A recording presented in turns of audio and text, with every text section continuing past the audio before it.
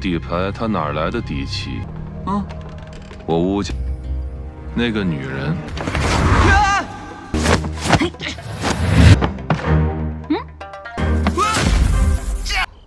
可不是谭儿的作风。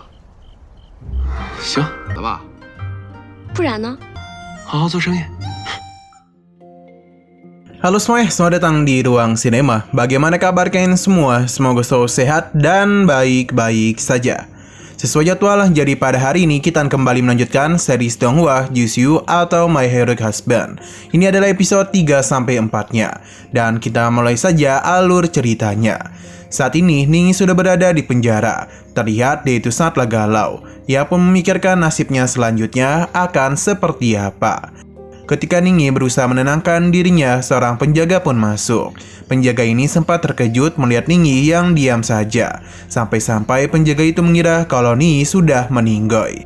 Ningyi pelan-pelan membuka mata dan penjaga itu pun tahu kalau Ningyi masihlah hidup. Melihat ada penjaga di sana, Ningyi tiba-tiba meminta penjaga untuk membunuhnya sekarang juga. Ternyata dia ini sudah kelelahan hidup di zaman kuno itu. Ningyi ingin kembali ke zaman modern saja. Sedangkan di kediaman keluarga Su, terlihat Tan Er yang sedang membuka kotak penyimpanannya untuk menebus Ningyi.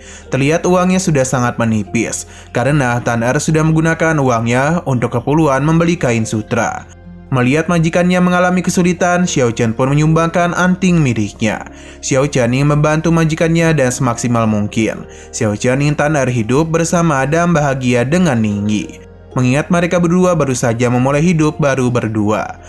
Mendapatkan bantuan itu, mereka pun bergegas ke pengadilan. Tapi anehnya, belum juga masuk ke pengadilan, Ningyi ternyata sudah ada di depan sana.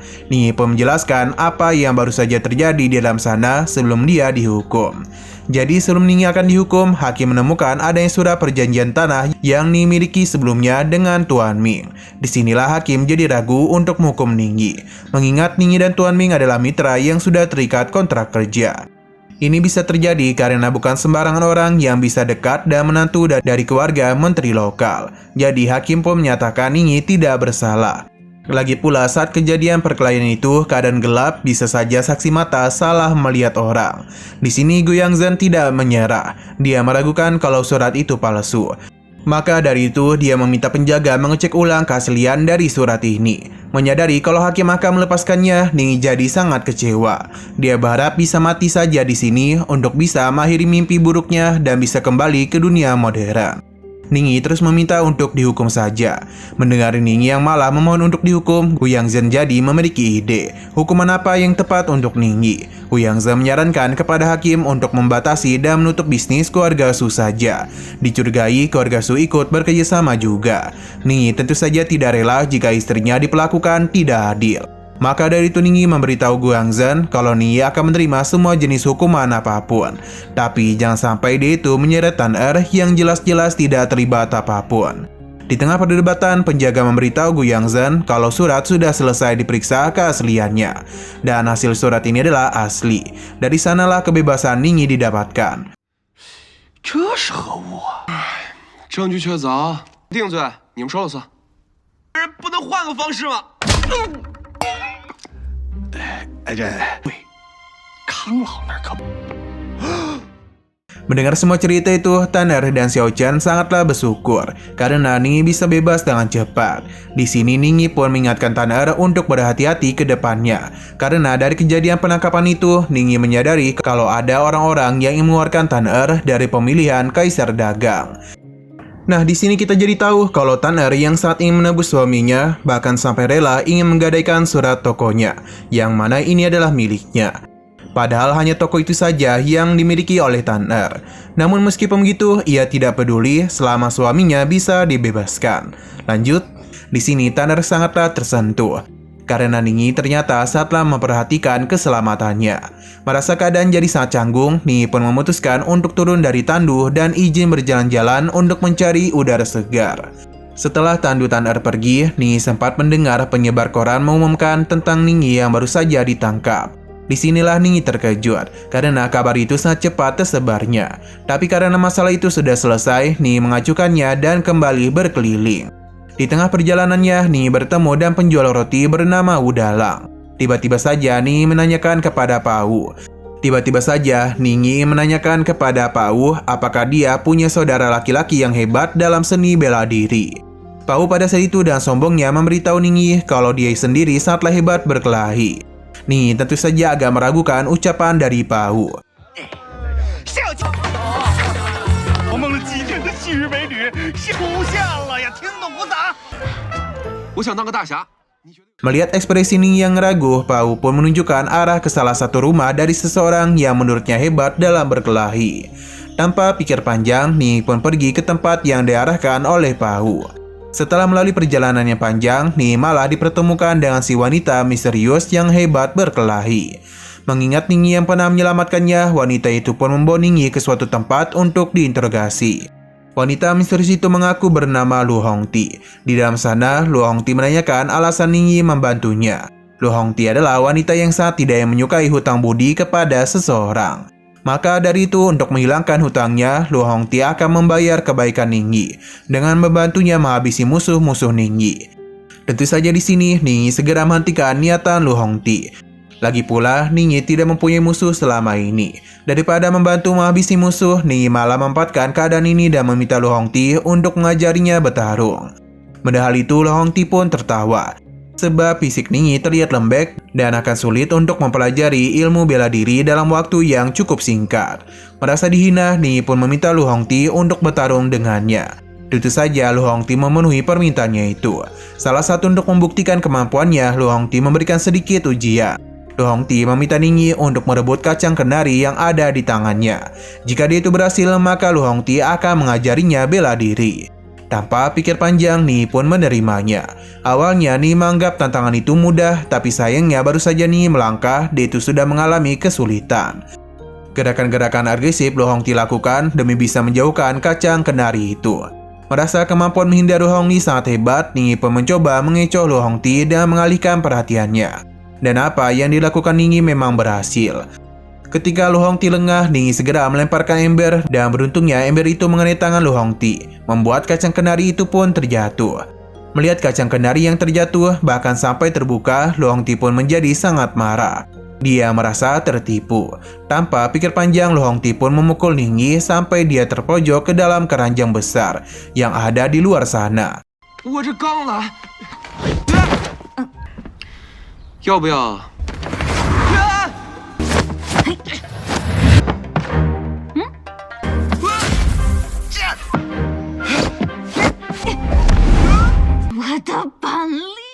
Tapi walaupun Lu Hongti dikalahkan dengan cara licik, dia itu tetap memenuhi janjinya.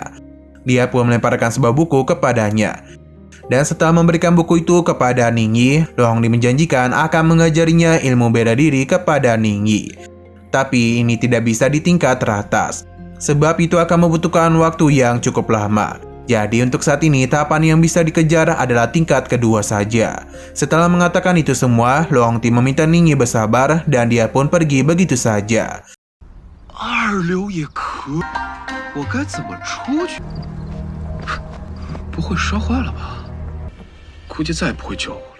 Ketika Ningyi sedang mengecek kondisi handphonenya, ia pun melihat sosok Song bertemu dengan seseorang. Namun untuk saat ini, Ningyi sama sekali tidak tahu siapakah mereka berdua itu. Singkat cerita, Ningyi pun pulang. Melihat Ningyi yang bajunya sangat berantakan dan juga kotor, Tan Er pun menanyakan kepada suaminya, apakah di luar sana dia baik-baik saja dan tidak memicu keributan. Tentu saja di sini Ningyi berusaha menenangkan Tan Er kalau semuanya baik-baik saja. Setelah mendengar kata itu, Tan Er dengan mengejutkan mendekat dan memeluk Ningyi. Keadaan itu sempat membuat Ningyi salah tingkah. Tapi sebenarnya yang dilakukan Tan Er bukan untuk memeluknya saja, tapi Tan Er sedang mengukur badan Ningyi untuk dibuatkan baju baru. Setelah mengukur baju, Tan Er melanjutkan pembahasannya tentang bisnis yang Ningyi lakukan dengan Tuan Ming. Tan Er tahu kalau usaha Ningyi dalam berinvestasi melibatkan Tan Er. Tapi Tan Er tidak ingin menerima keuntungannya saja. Dalam berbisnis pasti akan ada kerugian yang didapatkan. Jadi di sini Tan Er akan terlibat dalam keuntungan sekaligus kerugian dalam bisnis mereka ke depannya. Di sini Ningyi sangat terkejut karena ada wanita yang sejujur Tan Er. 契约精神，这钱，你想收购它吗？可不是唐儿的作风，行，来吧，不然呢？好好做生意。Setelah berbincang dan Tanner, Ningyi melamun di depan kamarnya dan tidak lama dari itu tiba-tiba saja ada sebuah pisau yang tertancap di salah satu tiang. Saat didekati ada tulisan tapi kita tidak tahu apa artinya. Sedangkan di tengah danau yang tenang, Gu Yangzhen mengeluhkan kekhawatirannya kepada Tuan Wu. Karena Ningyi bisa bermitra dengan Tuan Ming. Jika Ningyi mendapatkan kepercayaan dari Tuan Ming, maka Tanner juga mendapatkan keuntungan untuk mendapatkan pekerjaan pasti. Bahkan dari berita yang terdengar, Tanner berencana memberi kain sutra dari Li An. Dan tenang Tuan Wu menyerahkan surat kepada Gu Yangzhen, memintanya menyerahkan surat ini kepada Komandan Song. Katakan saja pada Komandan Song kalau Tuan Wu berubah pikiran setelah rapat. Selain itu, Tuan Wu memerintahkan Gu Yangzhen pergi ke Leping. Semua itu Tuan Wu lakukan adalah untuk memberikan gerakan mundur, sebuah strategi yang dipilih Tuan Wu untuk mendapatkan keuntungan jangka panjang. Tuan Wu mencurigai kalau Tanner memiliki rencana tersembunyi. Untuk apa dia meminta semua pedagang melakukan persaingan adil, pasti dia memiliki maksud di belakangnya. Tuan Wu akan hati-hati dalam bertindak sebelum benar-benar pasti bisa membaca apa rencana Tanner sebenarnya. 把苏家搞垮，吴家就我底牌他哪儿来的底气？我吴家那个女人。 Lalu di sini, Ningyi pergi ke sebuah tempat yang tertulis dari kertas misterius yang dia dapatkan semalam. Saat berkeliling sekitar, Ningyi malah melihat Gu Yangzhen yang sedang memerintahkan seseorang membeli telur dari seorang gadis cantik di sudut sana bernama Yungzu. Terlihat telur itu memang sangat laris dibeli masyarakat sekitar. Saking larisnya, telur itu habis dalam jangka waktu yang singkat. Saat Yungzu berniat untuk pulang dan membawa stok telur lagi, Gu Yangzhen segera menghentikannya. Memberitahu Yunzu kalau dalam waktu dekat Gu Yangzhen akan pindah tugas ke Leping dan dia itu ingin Yunzu ikut dengannya. Di sini terungkap kalau Gu Yangzhen menyukai Yunzu, tapi Yunzu tidak tertarik kepadanya, mengingat Gu Yangzhen itu sangatlah seenaknya. Maka dari itu untuk menghindari masalah, Yunzu pun menolak ajakannya, dan alasan dia tidak layak bersanding dengan Gu Yangzhen. Karena bagaimanapun, Yunzu ini terlahir dari keluarga miskin. Mendapatkan penolakan itu tentu saja membuat Gu Yangzhen marah. Dia pun memberitahu Yunzu kalau lakunya jualan Yunzu selama ini ada berkat dirinya. Orang-orang itu kebanyakan adalah suruhan Gu Yangzhen. Di sini Gu Yangzhen terus menekan Yunzu untuk ikut dan jangan sok jual mahal di depannya. Orang suruhan Gu Yangzhen pun mendekat berusaha untuk membawa paksa Yunzu. Di sudut sana, Ningyi sudah kesal melihat tingkah seenaknya dari Gu Yangzhen. 你一个青楼女子，到底怎么了？回去伺候老主顾啊！ Dan tidak lama dari itu, Hong Ti akhirnya muncul. Ini adalah alasan kenapa Lu Hongli mengajak Ningyi bertemu di sini. Ningyi harus bisa menyelamatkan wanita itu dari ikatan Gu Yangzhen. Merasa keadaan sudah sangat genting, Ningyi pun akhirnya muncul untuk menghentikan Gu Yangzhen. Ningyi memberitahu Gu Yangzhen kalau apa yang dilakukannya itu sangatlah keterlaluan. Menikahi seorang wanita itu harus bisa menunjukkan pengorbanan yang besar. Dan juga tentunya mahal. Padahal itu Gu Yangzhen membela diri kalau hal itu bukanlah sesuatu yang sulit baginya. Bahkan Gu Yangzhen bisa membeli 80.000 telur dari Yunzu. Dan kemampuan akal pintarnya Ningyi kembali menyadari Gu Yangzhen kalau semua itu hanya angan-angan saja. Bagaimana mungkin dalam sehari bebek bisa mengeluarkan telur 80.000 sehari? Itu sangatlah mustahil. Mendengar ucapan itu, masyarakat sekitar pun tertawa terbahak-bahak. Merasa sudah sangat dipermalukan, Gu Yangzhen pun pergi begitu saja. 如果我来迟一时候，但我相信富贵蛋，爱做多少就做。富贵蛋，哎，我也要，少卿无伯。 Setelah keributan selesai, Ningyi mengantar Yunzu untuk pulang. Tapi di tengah jalan, Lu Hongti datang memberitahu Ningyi kalau ada keributan di toko kain keluarga Su. Tentu saja dan cepat Ningyi pergi ke toko. Dia sudah curiga kalau semua ini pasti adalah ulah dari Gu Yangzhen. Tapi saat Ningyi masuk ke dalam toko, Ningyi malah bertemu dengan wanita parubaya dan tidak lama kemudian muncullah Tuan Ming juga. Di sini terungkap kalau wanita ini adalah Tuan Putri, mertua dari Tuan Mingwu. Kedatangan Tuan Putri adalah untuk menanyakan kejelasan bisnis antara Ningyi dengan Tuan Ming. Tuan Putri sudah membaca ada trik yang cukup merugikan bagi keluarganya. Tapi untungnya masalah itu sudah selesai. Karena ternyata Tanner sudah memberikan uang sisanya yang harus keluarga Tuan Putri dapatkan. Melihat cepatnya Tanner dalam menyelesaikan masalah, Tuan Putri jadi semakin suka bisnis dengan Tanner. Bahkan Tuan Putri menyimpan uang 5.000 guam untuk koleksi baju terbarunya. Dari kerjasama baru dan Tuan Putri itu membuat Tanner semakin bersemangat untuk bisa memenangkan posisi Kaisar Dagang. Tanner bahkan mengumumkan kepada semua orang kalau Tanner akan menciptakan baju siap pakai. Inovasi baru itu akan membuat bisnis keluarga Su semakin meningkat. 是会员卡。我办一个发布会吧，都是一个临安的故友教我的，是时候开发布会了。藏龙卧虎啊！ Singkat cerita, pertunjukan beragam busana keluarga Su pun diselenggarakan. Semua orang yang datang ke peragaan busana saatlah menikmatinya. Apalagi Yunju menjadi penari utama dalam pertunjukan itu. Bahkan Ni menyuguhkan hidangan khas dari Yunju, yaitu telur pugui. Sebagai tamu undangan juga, Gu Yangzhen tentu saja sangat kesal melihat semua itu.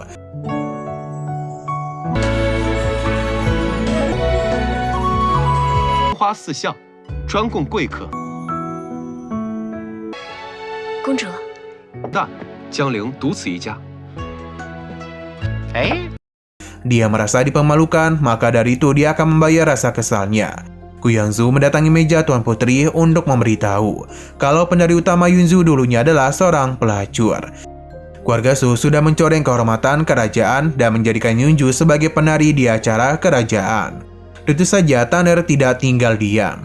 Dia berusaha membela Yunju dan mengatakan kalau Yunju sudah tidak melakukan pekerjaan hina itu. Lagi pula dulu Yunju terpaksa melakukannya, dan kini Yunju sudah bangkit berjualan telur pugih dengan sangat sukses. Gu Yangzhen tidaklah menyerah. Dia terus-terusan menggali dosa Yunju pribadi. Sampai hutang orang tuanya di masa lalu juga dia ungkit. Semua ucapan itu untungnya malah membuat Tuan Putri semakin muak kepada Gu Yangzhen. Tuan Putri lebih menghargai seseorang yang terlepas dari kolam lumpur yang kotor. Maka dari itu Tuan Putri memberitahu Yunzu kalau kerajaan sebenarnya mempunyai sebuah peraturan yang melarang seorang anak menanggung hutang orang tuanya. Di malam itu Tuan Putri akan melepaskan beban itu dari Yunzu. 是个多才多艺的。今日这场戏，本无忌。谢公主殿下。 Semua orang yang ada di sana setuju dan keputusan sang Tuan Putri. Mereka malah menyayangkan tindakan Gu Yangzhen yang terlalu ikut campur dalam masalah orang lain. Seharusnya dia itu lebih berhati-hati dalam bertindak, apalagi ketika di depan Tuan Putri. Tentu saja kejadian malam ini semakin membuat Gu Yangzhen murka. Dia sudah tidak kuat lagi harga dirinya diinjak-injak. Maka dari itu, malam itu juga Gu Yangzhen mendatangi sebuah tempat bersembunyi di dalam hutan sana dan memerintahkan sekelompok orang mengirimkan untuk menghabisi 2 orang yang sudah Gu Yangzhen tuliskan di kertas itu.